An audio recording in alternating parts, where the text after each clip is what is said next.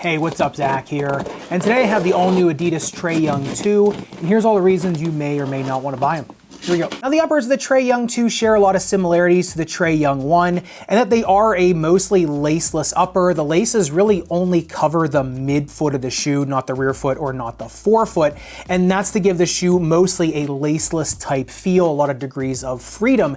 Now, the interesting part about the uppers of the 2 versus the 1s is that it is a 360 sock liner. When I actually cut the shoe open, if you look, the seam is right under the middle of the shoe, which actually made it a lot easier for me to cut these open. I knew exactly where to go. Just followed the seam.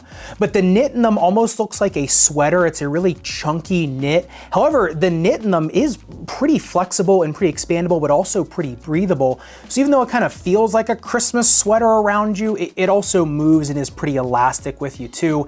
And honestly, the only thing I don't like about the uppers of these is that the booty liner in them is so tight to get into. I mean, even after the 3rd or 4th time I went into them, it was so hard to get my foot into them. If you have any bit of a wider or high volume foot, the entry is pretty tough. But also, even though the uppers are super chunky, if you lace them down too tight, I mean, this is just a little knit liner up there. There really is no tongue. So it really does kind of strangle your foot. So when you're in them, you know, if you tie them really tight, you're going to get a little bit better of a lock in. However, if you tie them really tight, you're also going to get a little bit more discomfort. Now, the funny thing is you would think that you would move around so much in these that there would be zero stability. However, because the ankle collar is padded so well, it is such a thick padding, and it goes all the way into the midfoot. Your rear foot and midfoot do lock into this shoe pretty well just because of the design of the rear foot, not necessarily the lockdown of the laces. And because the booty liner is so thick and elastic and just wants to suck down over you, you do stay in there. However, once this shoe gets worn a bunch, maybe after a couple of months,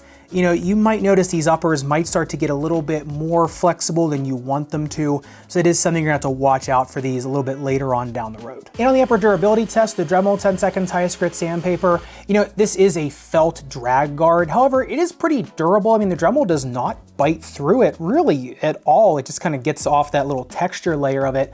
So, I mean, obviously these aren't gonna be the greatest type uppers for an outdoor court if you drag. However, there is enough outsole coverage of this that I do think you are okay if you want to take these outside. As long as you're not an extreme toe dragger, I think you should be okay. And like I said, that felt is a little bit more durable than you would think it's going to be. Now, getting into the midsole teardown, this is kind of where the biggest differences come between the 1s and the 2s. It is still a light strike forefoot and a boost rear foot. The boost in the rear foot more for shock absorption, more crash landings, whereas the light strike in the forefoot much more meant for kind of nimble type movements, kind of getting a lot of ground contact and ground feel, even though they both are TPU based foams. But the biggest difference comes in the shank, whereas on the Trae Young 1 it was a really big, thick, broad shank right in the middle of the shoe, whereas on the Trae Young 2s a little bit more expansive of a shank, which is outsole based and almost like an exoskeleton on the bottom with that hole there. You can see the sock liner in that 360 pattern, which I kind of like the shank on these a little bit more because I think it cradles your foot in there a little bit better versus on the Trae Young 1. But the other kind of Easter egg in the midsole teardown, if you can see here, is the stitching under the midsole. So your foot actually sits under this stitching, but if you look over here, that stitching also correlates to where this rubber and foam comes up over the lateral side of your foot. And that's what I was saying before, that your foot does sit into this shoe a lot better than you think it's going to, because you do have stitched felt paneling up here, as well as the rubber and foam coming up over the lateral side of your foot. And if you look at these on the jump height test, 42 centimeters, which was a bit of a surprise to me because that's one of the first tests I do on these.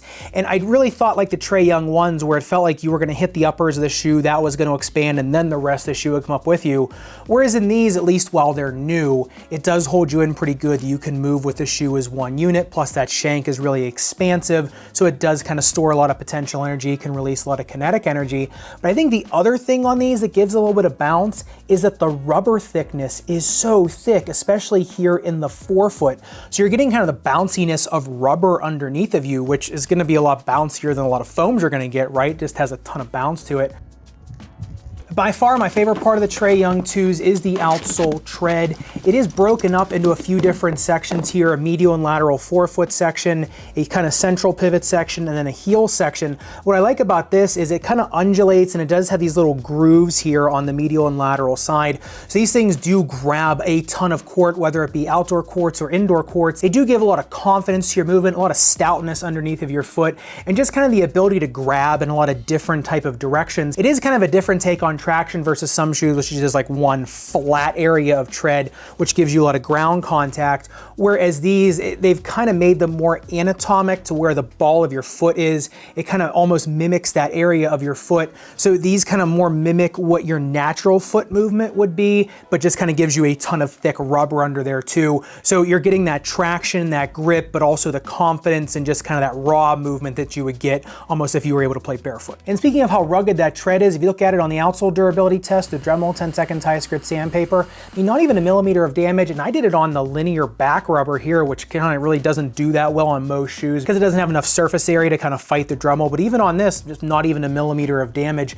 The durometer comes in at 18.3, so pretty hard rubber compound on these. So in terms of an outsole tread, they're fine for an outdoor court. I mean, even on the shuttle test on the outdoor courts, 14.63 seconds on a shoe that is really bottom heavy. Just shows you that going around corners, even with the profile of the shoe, I still had a lot of confidence being able to plant and pivot, even though, yeah, these aren't the fastest things in a straight line. But you can get speed going side to side, and I think more quickness going side to side on these.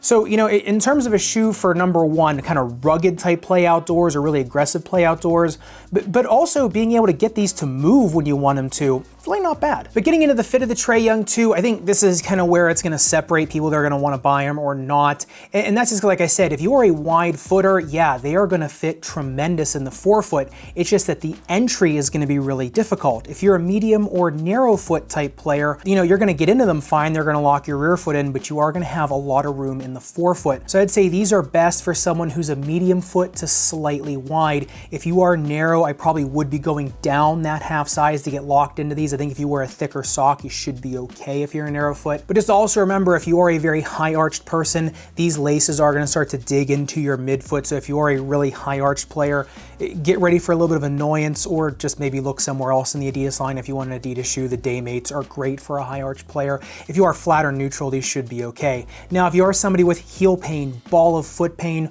these are great. I mean, Light Strike's really nice and forgiving under there, especially with the shank that really holds it up. So it's not going to bottom as fast as some other Light Strike products, especially in the heel with Boost Foam. There's really no other better product out there for somebody with heel pain. So anything kind of snake bitten on the bottom of your foot, I do think these are okay, even for somebody with more of a flatter foot. The shank on these is strong enough to hold you up. It's just you got to be the right size and shape for these, and if you are, I think they'll play pretty well. But getting into the playability of the Trae Young 2s, I mean, if you look at the way Trae Young plays and the way they design this shoe around his footwork, that makes a lot of sense. He doesn't need a ton of speed. He brings all that to the table himself. He's much more of a quick player, but he's someone that needs to use all the range of motion his foot has. And so someone like him is going to do really well with a shoe that does not have laces in the forefoot. He doesn't want to be held in like some other people would like to be. So in his shoes, he can use all the degrees of freedom of his forefoot, so he can kind of make those really kind of sudden movements, get very low to the ground, and know that the shoe is going to kind of let him do his own thing on the court. I think that's also why these don't have a very flat tread profile, is because his footwork is predicated on making some really weird and really kind of quick adjustments,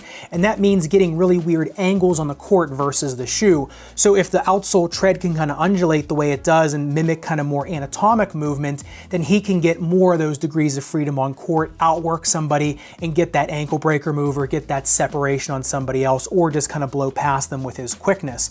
So I think if you're someone that kind of needs a shoe that's really good at grabbing the court, but also allowing you within the shoe to get really creative and to get really quick, then these are really good because they play like a maximalist shoe in the rubber and on the bottom, but then they also play like more of a minimalist shoe on top. Now that's a niche profile, and that's someone that's really going to need that, because I know for me or for a lot of other people that don't have the footwork of Trae Young, you're going to want laces in the forefoot to hold you in so you don't sprain your midfoot.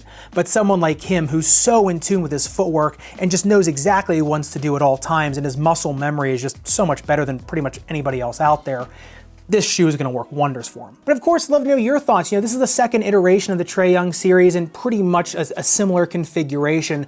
So I'd like to know if you've tried the Trae Young 1, are you going up to the Trae Young 2? Because I do think this is a definite step up. Let me know in the comments down below.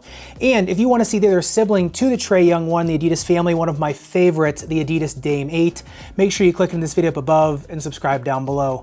Respect your rubber and foam and 360-degree knit material. I'll see you in the next one.